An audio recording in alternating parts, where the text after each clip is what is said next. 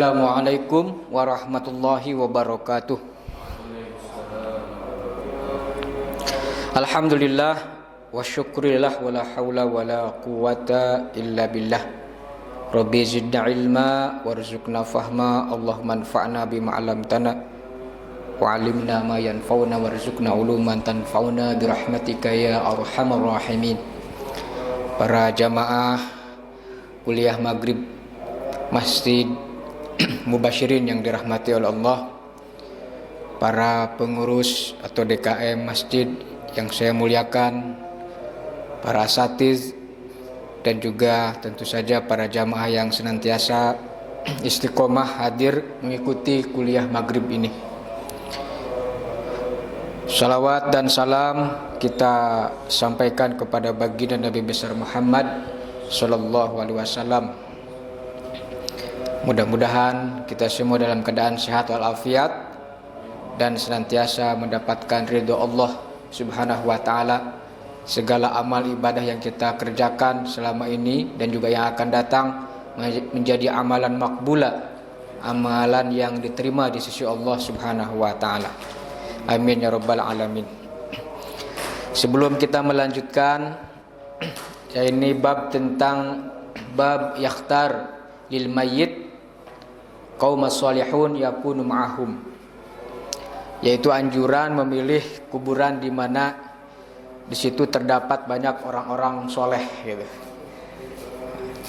Jadi ada anjuran seperti itu, apakah betul atau tidak, apakah ada dasarnya ataupun hadisnya jika kita anjuran itu menguburkan mayit di pemakaman di mana di situ banyak orang-orang yang baik, orang-orang yang soleh.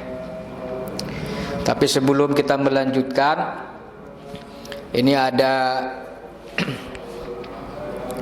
pengumuman ya, penyegaran tarhib Ramadan. Kita sekarang di bulan Rajab, nanti Sya'ban, sebentar lagi kan berarti akan menjalani puasa wajib ibadah Ramadan ya, atau saum Ramadan. Sebagaimana kita ketahui, ini sudah ada maklumat ya dari salah satu ormas Islam di negara kita sebagai referensi ya,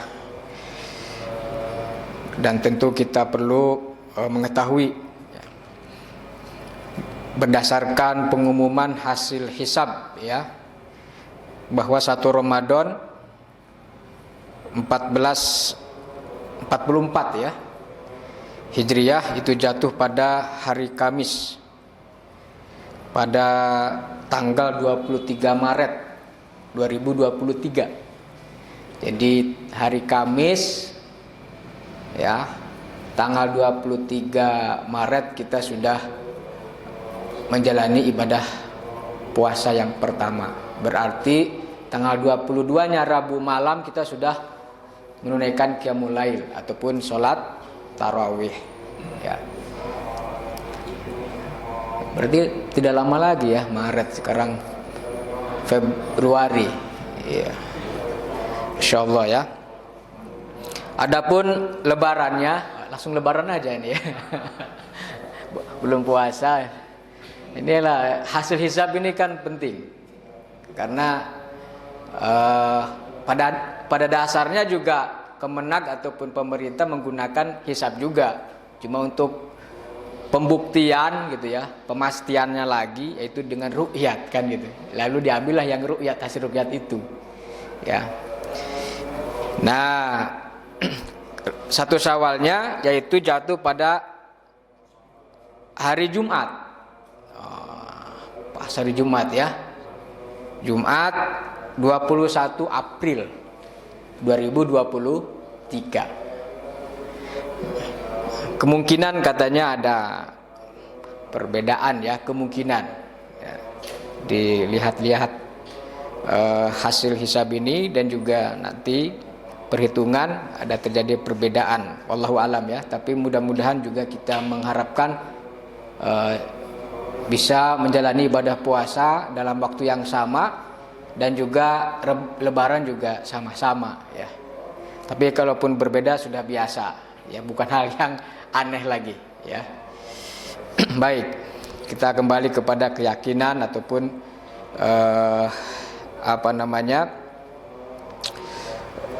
kecenderungan ya, muyul kita yang didasari dengan kaidah-kaidah syar'i ya, karena hisab ataupun ru'yat itu semuanya tentu saja didasarkan kepada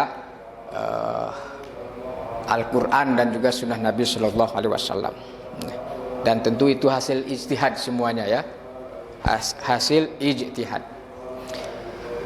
Di sisi lain kita juga para jamaah yang dimuliakan oleh Allah mendapatkan musibah ya, saudara-saudara kita yang di Turki pada tanggal 6 Februari yang lalu, belum lama ya, kemarin berarti, kemarin bukan lalu, kemarin ya, mohon maaf, itu terjadi gempa ya yang sangat dahsyat,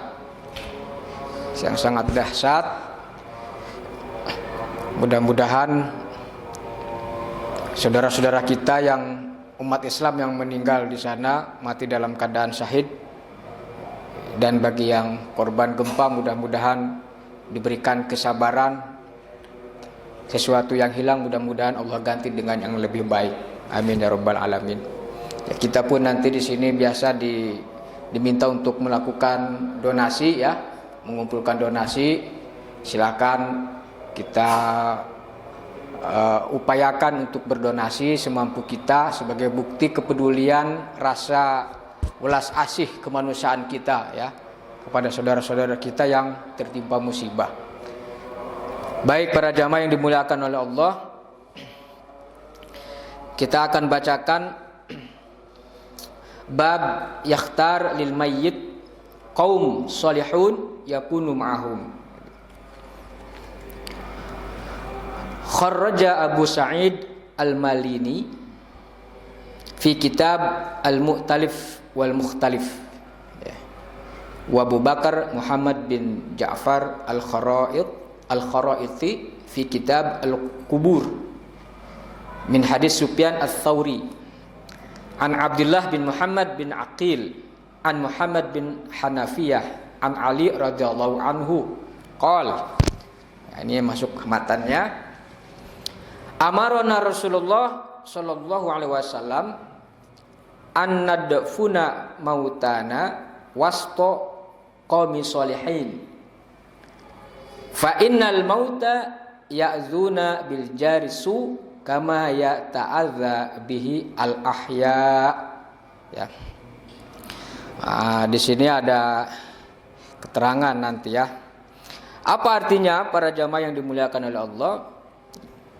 Rasulullah Shallallahu Alaihi Wasallam ya, dari hadis ini memerintahkan kepada kita untuk menguburkan jenazah-jenazah ataupun mayit-mayit saudara-saudara kita itu di tengah-tengah wasta qaumi sholihin.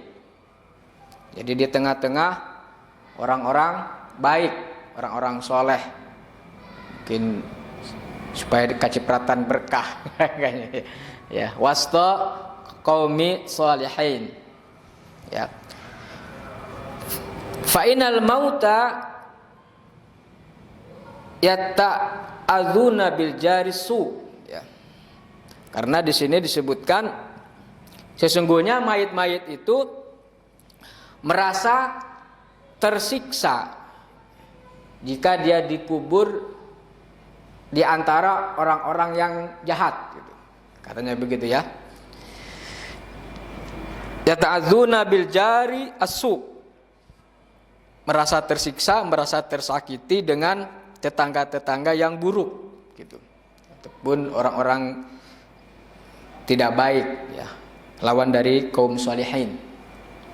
Kama yata'adza bihi al ahya, sebagaimana orang-orang yang masih hidup ya merasa tersiksa gitu jika dia hidupnya di kalangan ataupun di tengah-tengah orang-orang yang jelek. Betul Pak ya? Nah ini secara matan ini hadisnya ini ada benarnya juga kan gitu ya. Ada benarnya kalau dikaitkan dengan tadi analogi orang-orang yang hidup saja.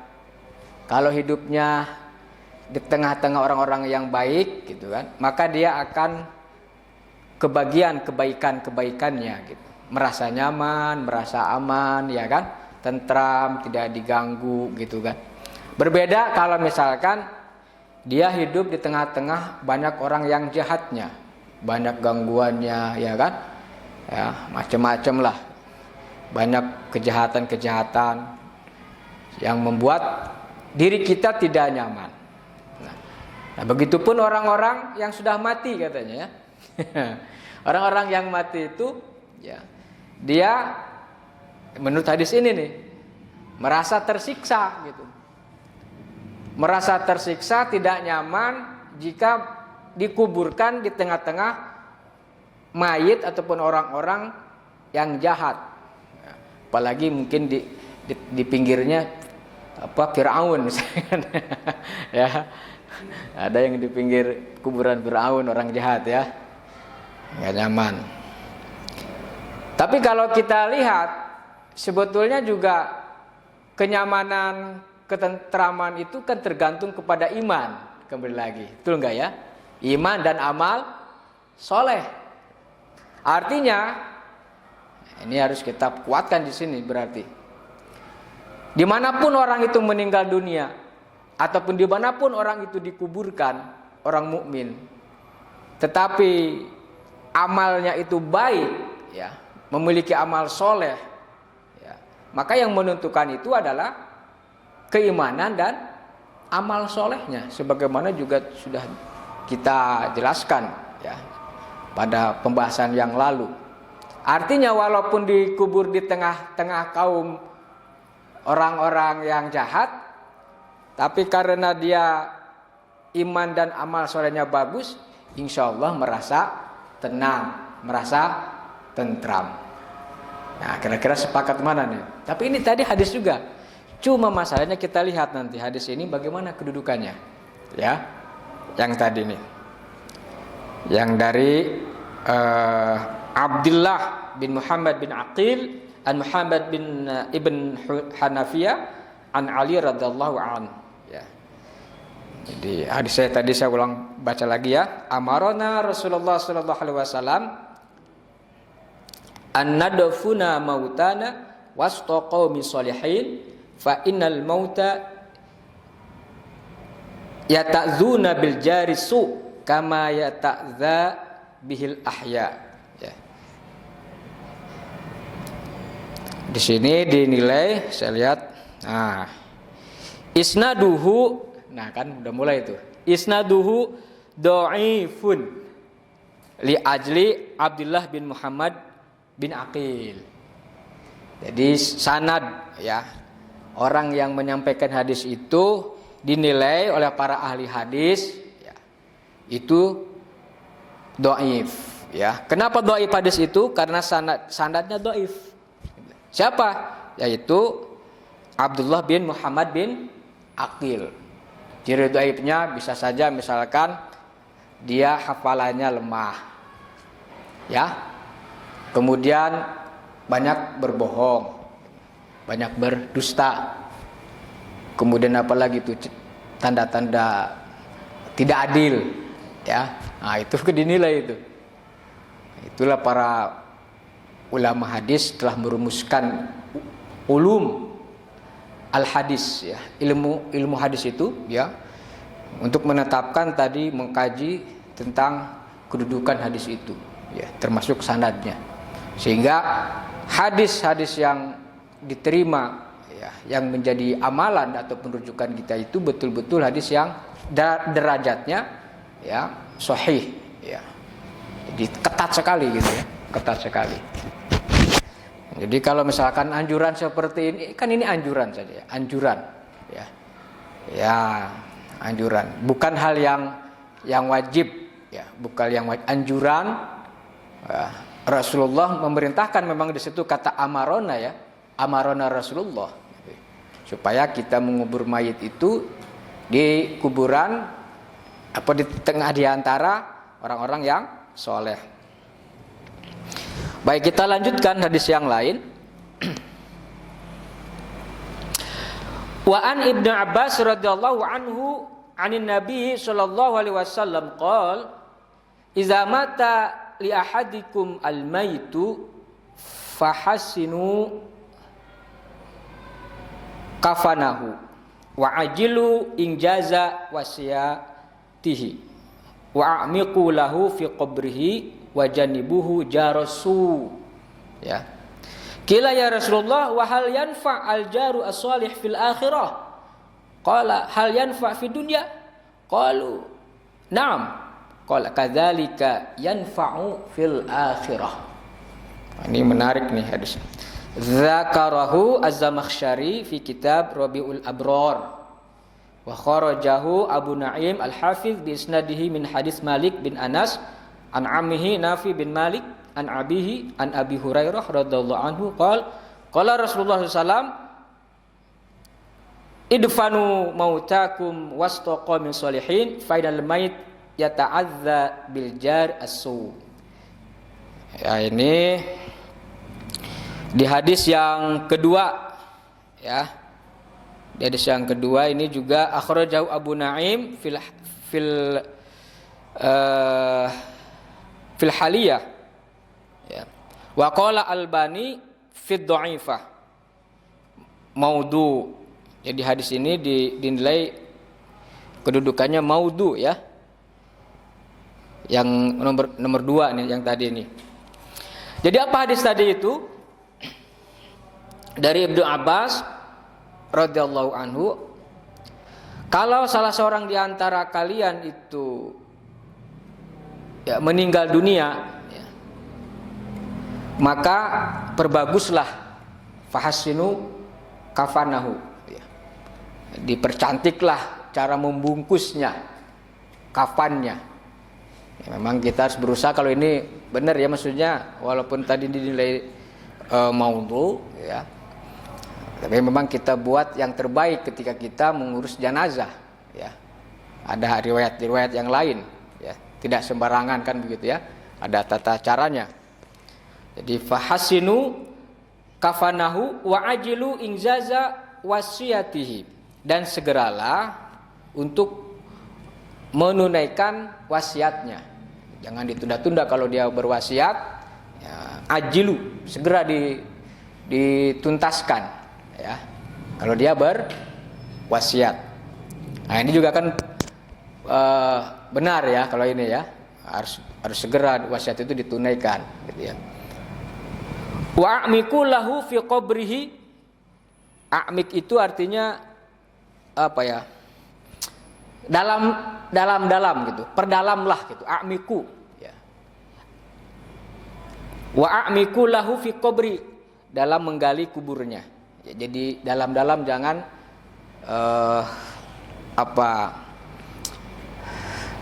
jangan sampai misalkan dangkal yang menyebabkan jenazah itu bisa dimakan oleh binatang buas.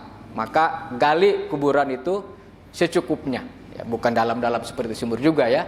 Wa amik, secukupnya, standar penggalian kubur manusia. Biasanya berapa meter, Pak? Siapa yang pengalaman? 1 meter ada lebih kan? 1,5, ya. Rata-rata di kita ini 1,5. 2 meter juga kedalaman. Nggak ada 2 meter, ya. 1,5 meter lah, ya. Itu idealnya. Nah, itu diperintahkan untuk memperdalam kuburan, ya. Wajanibuhu jaro asu. Nah, kemudian jauhilah dia itu, si mayat tadi itu, jar asu, dari tetangga yang jelek, gitu. Ya, supaya dijauhkan. Berarti, ya, hampir senada dengan hadis yang tadi nih, dhaif tapi ini maudhu yang ini, ya. Qila ya Rasulullah wa hal yanfa'u al-jaru as-salihu fil akhirah. Kita baca aja dulu hadis ini, Masya Allah, ya. Kemudian ketika Rasulullah SAW memerintahkan agar si mayit itu dijauhkan dari tetangga ya ataupun sekitar orang-orang yang jahat gitu ya. Ditanya, ya Rasulullah, wahal yanfa al-jaru as-solih fil akhirah? Apakah tetangga yang baik itu bermanfaat di akhirat? Apakah tetangga yang baik itu bermanfaat di akhirat kelak? Ya. Sampai tadi harus dikuburkannya di antara orang-orang yang soleh gitu kan. Kemudian Rasulullah menjawab, hal yanfa'u fid dunya? Apakah dia itu orang tetangga yang soleh ya, tetangga yang baik itu bermanfaat ketika hidup di dunia? Ya. Qalu na'am. Mereka kemudian menjawab yang bertanya tadi, iya ya. Mereka bermanfaat ya Rasulullah. Ya, orang baik ya kan. Ya, sakit, nengok, kelaparan, tidak punya uang dikasih pinjam ya kan. Dan seterusnya lah. Ya baik pokoknya, suka nolong. Qala, kemudian Nabi bersabda, kadzalika yanfa'u fil akhirah. Demikian juga orang itu ya bermanfaat kelak di akhirat. Bermanfaat juga ya.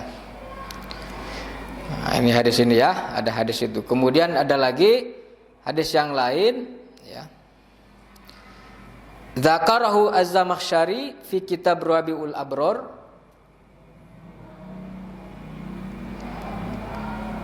Ya.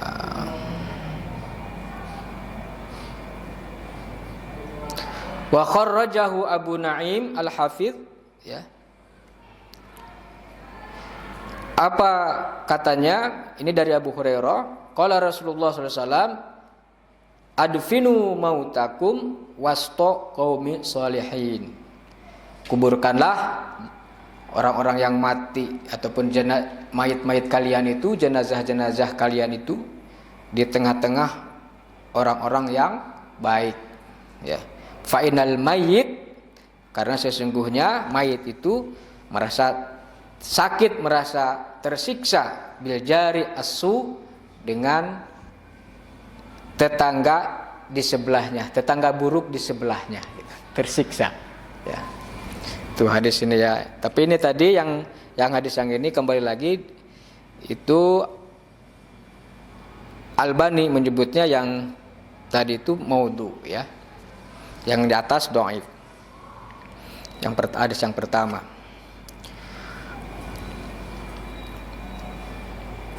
Para jamaah yang dimuliakan oleh Allah ya.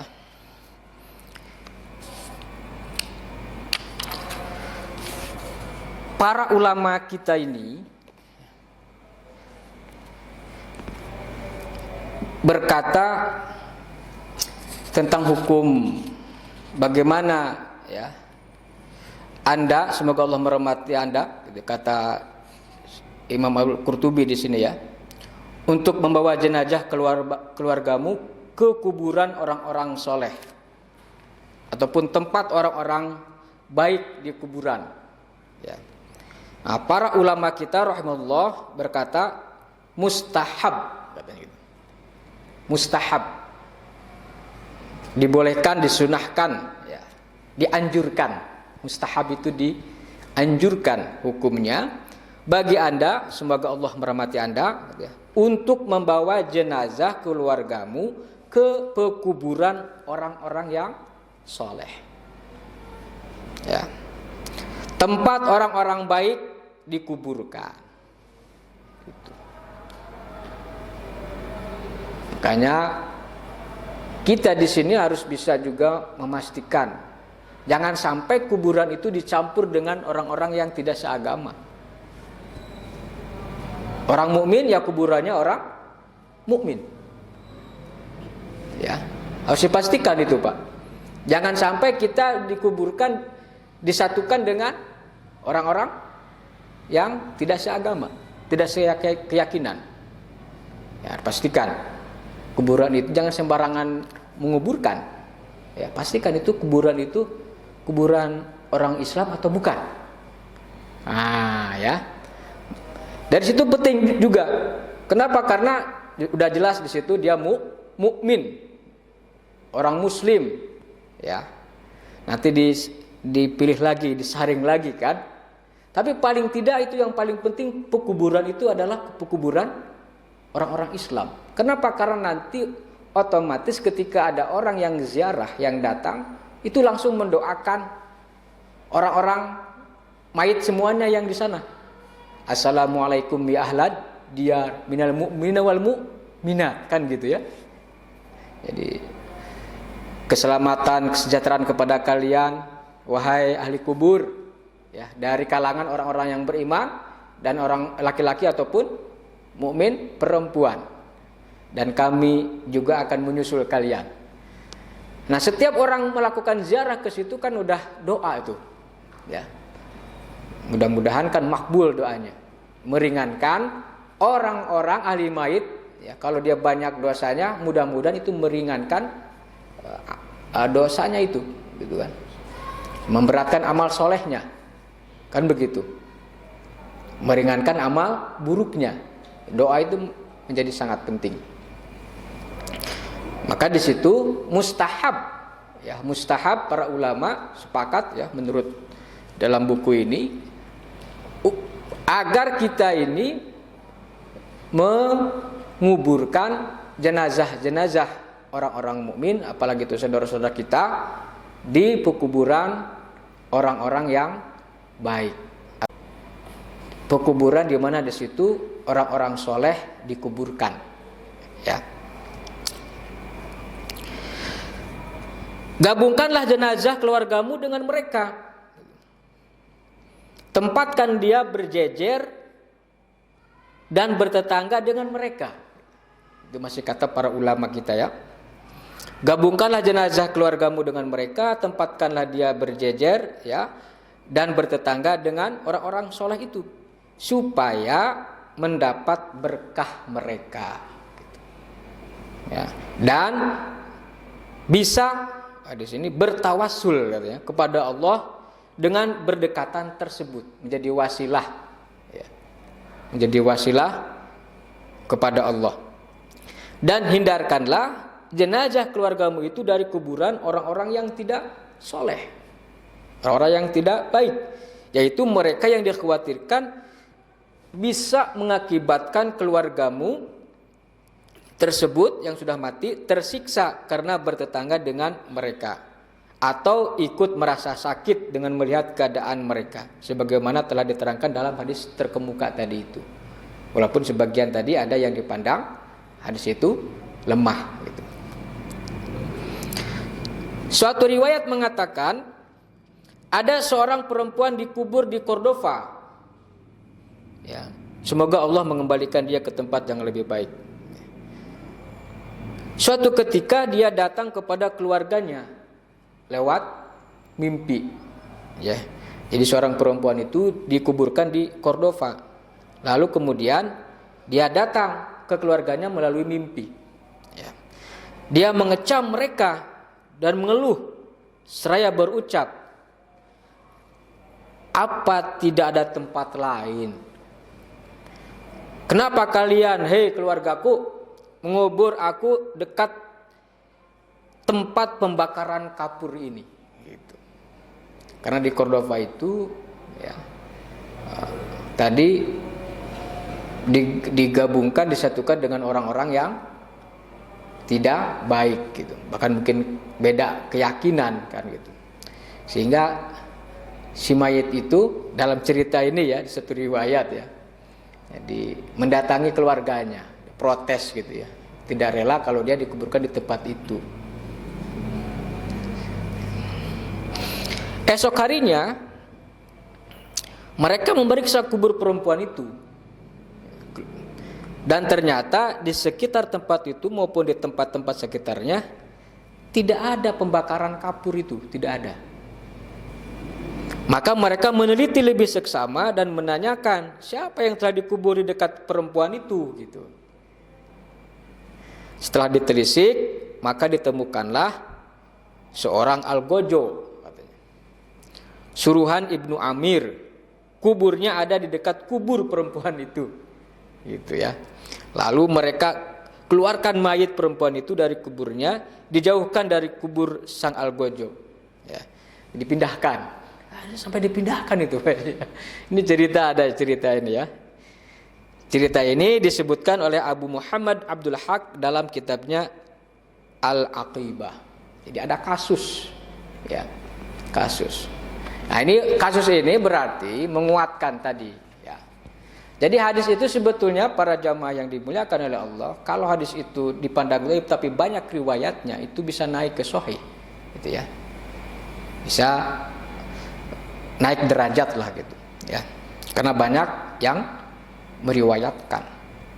Walaupun tadi ada beberapa isnad yang dipandang lemah gitu, dhaif. Para jamaah yang dimuliakan oleh Allah, ya. Ini menarik ya kisah ini ya. Jadi ternyata setelah ditelisik, ya, di samping kuburan perempuan itu seorang algojo gitu. Algojo itu kan namanya algojo ya kan, tukang membunuh orang kan. Tukang membunuh orang. Berapa mayit yang dia bunuh gitu, dari tangannya. Dia tidak memandang, apalagi kalau misalkan membunuhnya itu dengan dasar keputusan hukum yang keliru ataupun tidak adil, ya, tidak di luar jalur syariat lah gitu ya, ya jelas berdosa kan. Nah, jadi seperti pembakaran kapur gitu. Pembakaran kapur itu enak nggak Pak? Panas kan? Pembakaran kapur gitu. Nah, di situ nggak ada pembakaran kapur. Oh ternyata tadi ada pengaruh gitu, sehingga dipindahkan. Makanya para ulama tadi, kembali lagi ke pendapat para ulama kita, ya, hukumnya mustahab, ya, dianjurkan. Tapi kalaupun tidak, sekali lagi, ya, nah ini amal perbuatan kita lah nanti ya, iman dan amal soleh yang menjadikan seseorang itu tenang dan tentram dalam alam barzahnya. Tapi kita berusaha, ya, di sini orang-orang mukmin ya dikuburkan di pemakaman pekuburan orang-orang yang beriman. Khususnya di situ orang-orang yang soleh, orang-orang yang baik.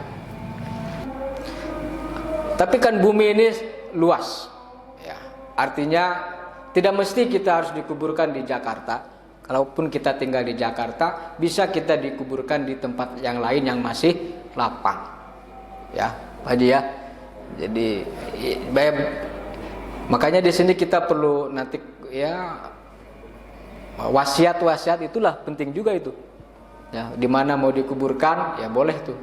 Ya, inginnya di mana ya, mumpung masih hidup. Ya. Baik para jamaah yang dimuliakan oleh Allah, dari kajian ini yang bisa kita ambil kesimpulan adalah ternyata memilih tempat kuburan di dekat orang-orang yang soleh ataupun mayit yang baik itu hukumnya mustahab, ya, dianjurkan, ya, supaya kita mendapatkan kebaikan, ya, ataupun tadi disebutnya keberkahan kan gitu ya, keberkahan. Tapi walaupun begitu, tetap saja hal yang paling utama yang menentukan nasib kita di alam barzah dan juga alam akhirat kelak adalah iman dan ketakwaan kita kepada Allah Subhanahu wa taala. Dimanapun kita dikuburkan, ya, selama kita beriman kepada Allah, banyak amal solehnya, insya Allah hidup kita hasanah, ya, di dunia dan juga di akhirat insya Allah. Baik, subhanallah wa bihamdika asyhadu an la ilaha illa anta astaghfiruka wa atubu ilaik. Assalamualaikum warahmatullahi wabarakatuh.